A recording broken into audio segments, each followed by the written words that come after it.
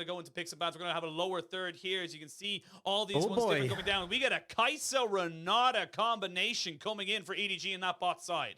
Okay, so let's take quick stock, right? We see the Zeri gets left open. We normally see the Tristana as an answer, something that can jump on her and just blow her up. Kaisa does a sort of similar thing. And then we have the Renata, which is actually, you know, interesting enough. Wait, we have Renata and Alistar on the same team? Is that Renata and then we have TF Galio on BLG. Well, wait, you know what? We'll wait until we get into game. It's fine. It's fine. We'll wait until we get into game. We should be jumping in very, very shortly. We all. I hope the Renata's there, right? That's what I'm hoping for, is all I'm saying. I mean, if this is a Renata solo lane, as we're going to jump straight into game, I believe we are going in at a 10-minute mark. I'm not sure if we're going from 0 minutes to 10 minutes, but I'll wait and see as we jump straight onto the Rift. Here we are, 10 minutes. We missed 1 kill. It's BLG. Let's have a look now as a look at this one here. Slightly mixed up in terms of how everything went. I think the order was, I think this the position of some of the carries, but it's actually a Kaisa. I'm gonna stop myself as Meiko goes in, has to pop his undying or his unbreaking will, and he's gonna have to try and push himself back, but he's in aggro, and they're gonna jump down with WeiWei picking up a kill. But here comes the Destiny Gate. We're jumping straight into the action. Aux, there is no stopping us as this series already delivered, and we've only been live for 10 seconds. Hey, we said we're getting in quick, and oh boy, do we already get in. And honestly, the first 10 minutes of this game looked like it was pretty slow, so I feel like we didn't miss out all too much. Well, let's see in the first 10 minutes, Dragon secured by BLG, and also in that top lane, a 1-for-1 trade between them. It looks like Jiejie was assisting with the Flandre kill.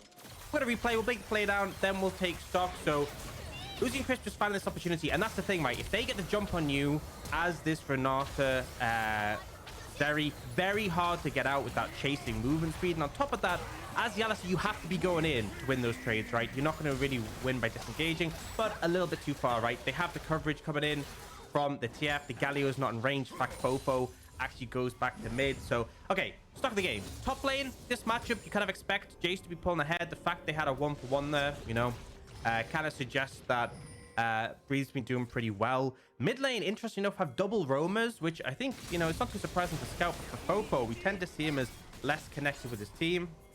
It looks like mostly what's happened here is this is just denied plays on the bot side, right?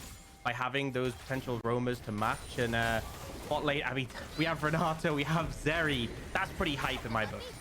Very, very hype. We can see a lot of pressure now coming down in towards the bot side. No Destiny Gate available to Scout as he used it to persuade that full engage on bot lane. You know, FoFo will be able to cheat it down. You can see on the mini-map, both these mid laners trying to move forward onto this, and this is how BLG want to play the game. We have seen this. It is a system that works as old as anything else. You know, the sky is blue, grass is green, and if you want to win with Uzi on your team, you give him the money. 100%. And I feel like, you know, this makes a lot of sense. And I feel like at times BLG have struggled to connect FoFo and the team. With this Galio who just walks in the fog of war, that's enough pressure to make them back away. And we will look at this bot lane matchup. So it's a Kaisa, not a Tristana. It's slightly different. It'll be interesting to see what build comes out. But ultimately, the goal is you can just dive onto the Zeri and blow her up if the opportunity arises, similar to the Tristana. But Renata and Zeri is such a hyper-scaling lane, right? And that's what I get when I look at BLG's composition. The side lanes scale exceptionally. This mid-jungle is all about moving to the sides and setting up pressure. So the fact that BLG have not only got those 2 dragons, but also got a decent gold lead for Uzi on this Zeri really sets them up into a good position. Yeah, it really does. Well, let's have a look now as we're coming up to the mid-game. I can't talk to you about early game expectations, but coming into this now, you got 2 dragons for BLG. Just quickly, Yashid, I'm going to say I expect the early game, 2 dragons to BLG and 2-2 between them and kills. Pre-14 minutes, incredible. Yeah. But it's not even that much of a gold lead, though. Incredible how you're able to call that. But honestly, I want you to tell me now how we look into this. Where do EDG want to try and find their fights? We've obviously talked about those global ultimates you have available with the Galio and Twisted Fate, but where do you want to see them prioritizing? So I think I don't think there's a specific lane they need to set up for, but I think finding numbers advantage is really valuable, and also very quick picks, right? I think a big aspect of EDG's composition is the fact that you have the point and click stun from the Twisted Fate, you have the engage from the Alistar, and Kaisa can easily follow up. And you want the fight sort of to originate from someone oversteps from BLG, you kill them, then you get another kill, right? You get the resets on the Viego, a lot of momentum coming there. I'm gonna have to hold that thought, Flandre in trouble. Yeah, they're a little bit of trouble there. He goes into the sky. He's going to try and flash away, but there goes the Stormbringer as he tries to keep himself alive, but the Needlework is going to do just that. and get some work down. That's going to be a kill going over to BLG, and this is something we kind of saw a little bit of an airing of in BLG's last series. This is a team that is starting to throw away the chains of being considered a very slow and, you know, not so exciting team, and they are being proactive, and they're showing it again today. Which is important, because I think we said that was their biggest weakness. It's just a slow pace, not too quick to go for these rotations that allow them to sort of set up plays on the map.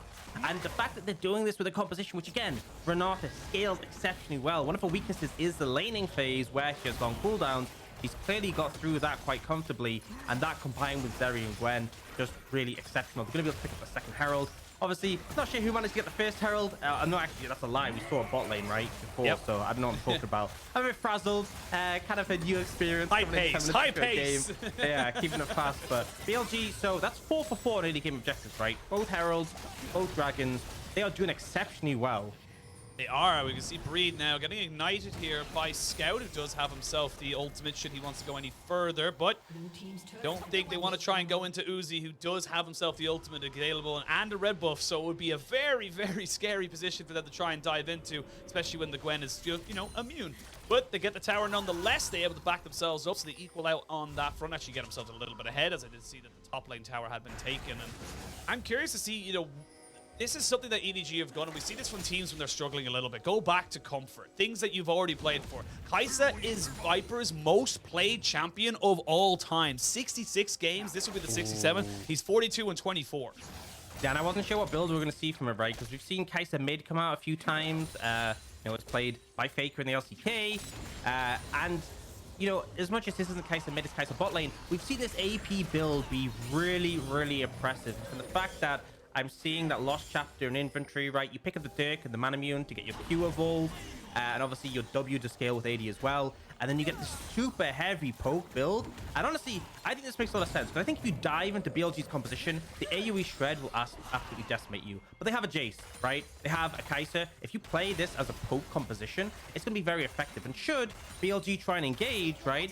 You have a Twisted Fate to keep them at bay with Rapid Fire Cannon. You have an Alistar who can play Bodyguard. I think EDG's composition will work exceptionally well in the mid game in particular, right? That's where we'll really see Jayce spike. That's where Twisted Fate is spiking now with the Rapid Fire Cannon in inventory. So BLG, minute till that third potential dragon. They're going to throw the Herald down mid. EDG trying to contest.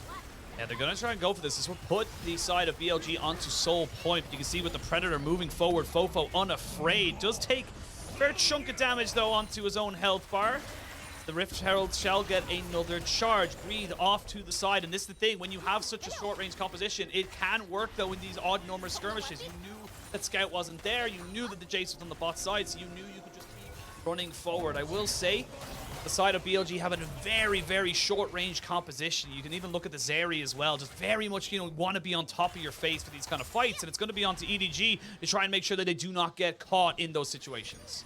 And I'm going to say, I feel like in terms of BLG trying to close the gap, their composition doesn't actually do that spectacular of a job, right? Galio is very much following up engage in a lot of situations. Volibear and Gwen kind of just run at you, right? And Renata, you know, has been praised as a great anti-dive champion, right? But the ult is so slow moving.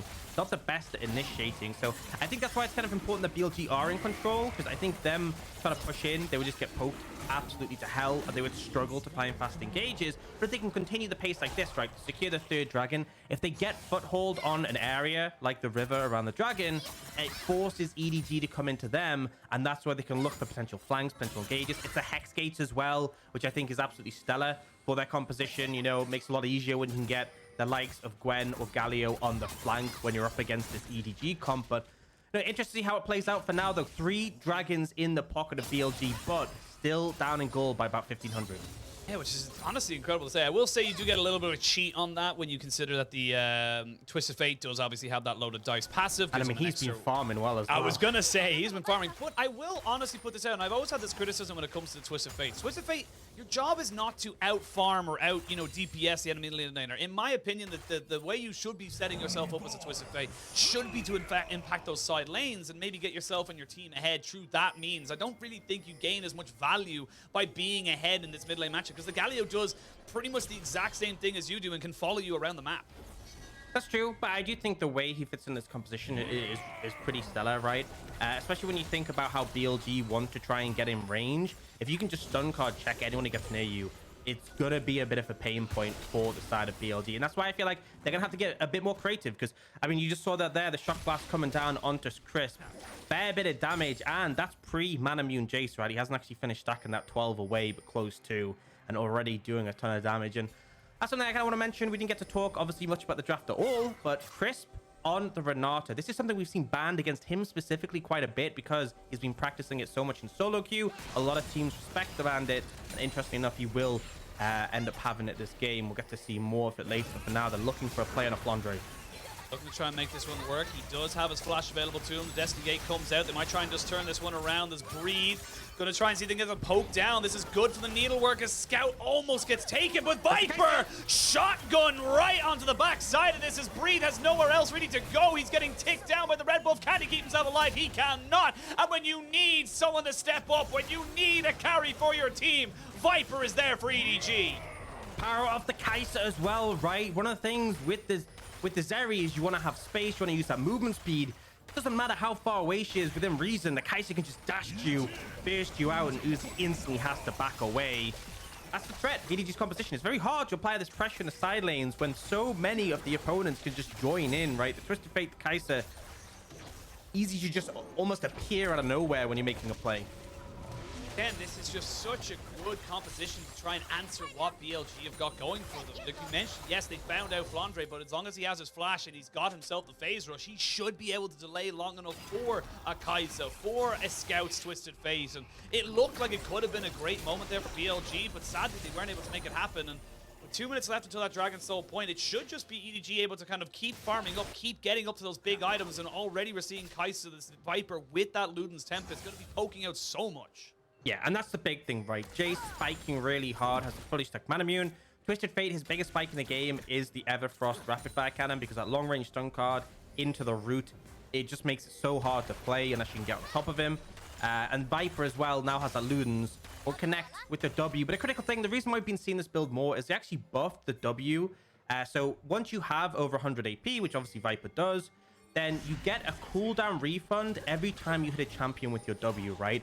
And it got buffed. It's pretty significant. I don't remember the exact number, but it's like over 70%. It's like crazy. So if you hit a W, you can basically just fire up another almost immediately.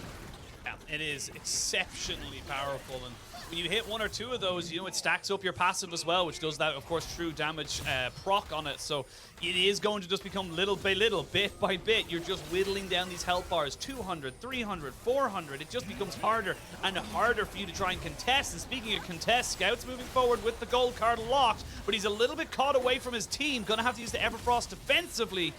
It's FoFo now with the Predator, going to try and push him down, but the rest of EDG is in the vicinity, and you can see WeiWei. So yeah, it's just so much poke being put down. Viper's not even down below half mana just yet, and he's just been constantly throwing out these W's, I should say. Yeah, now BLG looking for the engage. Here we go. They're going to get a two-man knock-up. WeiWei has to ult out effect defensively as they get on top of Breathe, who does not go immune. Now Jiejie trying to make this one work with the effigy stolen. But this is enough poke damage being done, and EDG's composition starting to come alive. Almost getting the execution there onto Chris. Viper's thinking he might be able to find it, but pushing forward, and that's going to be the Dragon now taken by EDG. In this game, this actually becomes harder. Hex Dragon is so damn good for this EDG team. Oh my god, if they get it, it's insane. But even just getting one right is more ability haste. And ability haste is so good for the side of EDG, particularly these poke champions. I just looked it up, by the way. Kaisa, 77% is the reduction you get when you have your W upgraded. Yeah, that's why you see if one hits a champion, you almost instantly get another one coming out. But here, BLG are trying to get in range. That's the critical thing. They want a scrappy up-close fight, but other than just running at EDG, they can't do much. And Meiko, beautiful job here, disrupts the front line. They're taking so much poke already. They burst out the Gwen, avoid the ult coming out from Crisp, and then BLG are just done. They just keep taking this poke, right? If that shock blasted hit, Crisp probably would have gone down to the subsequent W from the Kaisa. It's just painful right now, and EDG on prime position. About 2,500 gold up, but they are spiking so hard. And now Manamune also finished for Viper. Zonya's in the pocket of Scout as well. This game is starting to run away from the side of BLG. We said we want to be scrappy, but how do they come back into it? Tell me what you want to see from them to try and just mitigate this absurdly obnoxious poke coming at them from all directions. I think they need flanks. Ultimately, I think they need Gwen to be on the back line, and that kind of relies on EDG making a mistake, right? If EDG overstep, Gwen can get behind maybe Galio as well. That's where things get messy, because the poke only works when you keep BLG at a safe distance, and any threats that move close, you stun cut. But when it's like this, and they just stand back and keep firing, it's so painful. WeiWei just can't do anything. And again, this is a Volibear. Yes, he can charge at you to stun you, but it's not like a crazy engaged champion, right? They don't have a Leona, they don't have a Nautilus, they don't have a Jarvan. It makes it a lot more difficult for them to close the gap, and man, they're just having to dodge everything now. Yeah, there's just having to constantly be clicking left, right, center, zigzagging, as Dagdo would say, because they're just getting pummeled down. And it's not about getting kills for the side of EDG, it's just about getting rid of health bars. If you know that the side of BLG can't run at you because they're down below a 2/3 health, half their HP, then they can't actually make any of their fights work. Right now, you can see BLG, they wanted to look for something, they wanted to try and stop the resets, but they just can't, because Breathe can't go in on half HP. I think with the beautiful thing as well is this isn't a composition where, like, you know, they poke you, but if you get up close, then they kind of just flop. This composition still has very, very high burst if you get up close, particularly on single targets with the Kaisa and the Twisted Fate. And once you get one of those kills, that's a scary thing, right? When you're against a Viego, if you're low HP, if one of you goes down, that's when the resets come in and the momentum is there. So I feel like there's very minute windows for BLG, but again, right, they have got 3 dragons in pocket, so they don't have to worry too much about soul. The Renata, the Zeri, the Gwen do scale exceptionally. They kind of just need to find a good fight where they can approach. And I think the big concern for me is EDG have a long time to wait before they can threaten soul. If they start to play around with Baron, that's where it gets scary, right? Especially with the Hex Gates. If we see Gwen being able to Hex Gate behind, or Galio, if we see them trapped in the pit, these are all scenarios where EDG's composition can flop. Bring the tone down a little bit. The pace has been absolutely electric since we jumped in at 10 minutes into the game. We have not stopped. It's like, we kind of missed like the lull state, the first 10 minutes. Like, yeah. It was 1-1, and then as soon as we got it, I mean, we haven't had that many kills, but with the poke coming out from EDG with their spikes, it has felt very tense from that moment. Yeah, it's felt like we have just been constant action, but we now have a bit of time to reset. We have Uzi picking himself up his second item. He has got that Titanic Hydra, so his wave clear going to be pretty damn significant. And you can see when he gets 1 or 2 of those little Aftershock kind of setups going, it can do significant damage. Viper needs to be very careful of where he positions himself. With just over a minute until Dragon spawns, both teams will have all summoners available for this potential impending fight. Yeah, and I think the big thing is EDG having control first, trying to avoid BLG getting close, getting on top of them. And this poke is going to be such a pain point. Oh, look at Uzi! Oh. And that's the thing, right? Oh, they're going for the engage. They're going to have to try and make something work here as BLG look to try and run forward. They do that to taunt down. Jiejie gets splashed on by WeiWei, but they're trying to burn down Meiko, who flashes away. They did get the hostile takeover as Breed thinks he can maybe make something happen. They're going to use the hero's entrance. He finally takes down Meiko. Scout forced to flash away as Flandre onto the side. Jiejie trying to keep himself alive, but Uzi can follow him over the wall. They pop the Destiny Gate. Crisp just about keeps himself alive, and out of nowhere, BLG find 2 kills. They managed to close the gap. Critically, I feel like EDG couldn't hold them at bay. The most insane thing was Renata W on the Gwen, right, with Ghost as well. Super fast. And what are your choices? You kill her, she just comes back. There's no counterplay. Gwen truly becoming immune to basically even death as well. And now BLG, who low health bars, they still can't go for this dragon, right? Because they're so low, because of this poke. The 2 main poke members still alive in Flandre and Viper. They don't even get a reset. What is this? This is so unfair. Now needs to be very careful, as we can see FoFo going in. They land the Everfrost. Scout is dead. He has no flash, he has no Sonias, and he has nowhere to go. And now Breed finds himself on the backside, but that's against a Flandre and a Viper. You've got to be so careful. There's the W coming out. Viper is still very healthy. A little less mana than he probably wants to, but they can go for this fight. Yeah, they have the smite, so they should be able to secure this if WeiWei stays alive. Go for this. Breed trying to use the needlework to cheat Flandre away. They are going to use finally the Uzi ultimate to try and get on top of this. Meiko gets turned into burgers, and that's going to be soul now for BLG. It took a hell of a long time, but they finally got themselves that massive pull. Yeah, Hextech so massive. When we talk about them closing the gap, the extra slow is really crippling for the side of EDG. Makes it very difficult to keep that space that we talked about. And here, I think they just get a bit overzealous with EDG. They see WeiWei rooted out, try to go too far forwards, and everyone is just a little bit positioned too closely. Right, Flandre has to flash away. but there's so much chase potential on watch breathe, right? The W comes out for the Renata so fast, immunes the CC coming out. Actually did get hit by the stun card at the end, but regardless, can't be focused down when you have the Renata W, because you're just going to come back when you get a reset, and that's the difficulty. That's the exceptional scaling afforded to this BLG lineup between the top and bot lane. And now, I talked heavily about EDG's big mid-game spike. I feel like with the Hextech Soul coming in for BLG, I feel like with this Gwen spiking 3 items on Uzi, we're kind of pushing into BLG's domain where their bot lane and top lane have scaled exceptionally. You still see the poke coming out. Oh, Chris, man, that's painful. It is exceptionally painful. Uzi has got himself a play of the Rune King. 3 items now onto him. Point staff finished up there for FoFo. Get the top lane tier 1. They start taking some of this standing goal. BLG trying to force the side of EDG into a fight, saying, look, you have to try and go into this. But there's a lot of poke that can come in. Uzi is going to get chunked out. He's got to be so careful. A shock blast, a W from the Vipers. Kaisa going to do so much. FoFo going to try and use his ultimate to try and make something work. But like you mentioned, Chris, with that hostile takeover, very slow to make anything happen. But Meiko trying to tank up as much as he possibly can. He will eventually fall. And now FoFo finds himself on the backside. They're jumping in with WeiWei, but this poke, this kiting is so powerful here from EDG. There's the Destiny Gate as they keep pushing back BLG. Uzi taking away the pink ward, but has to use the cleanse because of it. And the rest of EDG shall stay healthy and gain back control of this Baron. Meiko plays bodyguard again and dies for it, but the critical thing is they still can't do anything because of this poke, right? You see the W's come down for Viper, and it doesn't matter who he hits as long as he hits someone, because he gets that reset. He's not even letting them reset, right? Constantly firing this. It's so frustrating to play against, and that's the thing. We saw the good fight from BLG. Gwen and the bot lane will scale exceptionally and are really strong. They have the soul, but it still comes down to them closing the gap. If they don't close the gap, it doesn't matter, right? Because of the range discrepancy, EDG can just poke, and it is feeling pretty frustrating at the moment for them. We're going to replay off that fight. So BLG start the Baron because they want to fight, right? They want EDG to come into them, but critically, the main carries of EDG don't really get too close. They avoid that ultimate from the Renata. Yes, we see the Alistar get caught out, but at the end of the day, no one really cares about him. He's just playing the sacrificial role of healing the team.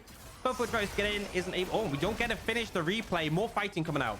Fighting is happening. WeiWei trying to see if he can catch out Scout, but shall not be able to get anything as the rest of EDG are there. But it does mean the tier 2 in that mid lane does go down. WeiWei now getting peppered by this damage. Flandre off on the side lane, trying to see if he can make something work for his team. But look at FoFo. He's found himself an opportunity as he gets on top of Meiko. Meiko just delaying for time. He again will just be sacrificed. And there's nothing else he can do. But I will say is that, yes, look, he's a 0-5 scoreline. It doesn't look great, but that's all he needs to do. He just needs to buy time so that this poke can land and Jayce can split push. Yeah, and the thing is, we're actually seeing Flandre get an inhibitor tower on the back of this play. BLG, Uzi engage. They're going for it. He's going right in on top of everybody, and Viper is dead.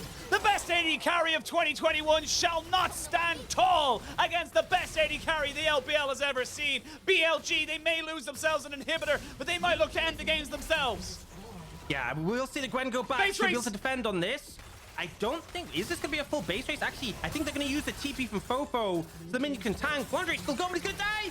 Gonna die, not quite going down, but he does get one Nexus turret. Now he's gonna see the double TP coming in here for BLG. They want to end this game thick and fast. They're going down all the way into the mid lane. They turn off the towers with WeiWei's Bring the Storm, and that's going to be one Nexus turret, two Nexus turrets, and Nexus to boot. This game was all action all the time, and BLG come out with the advantage in game 1.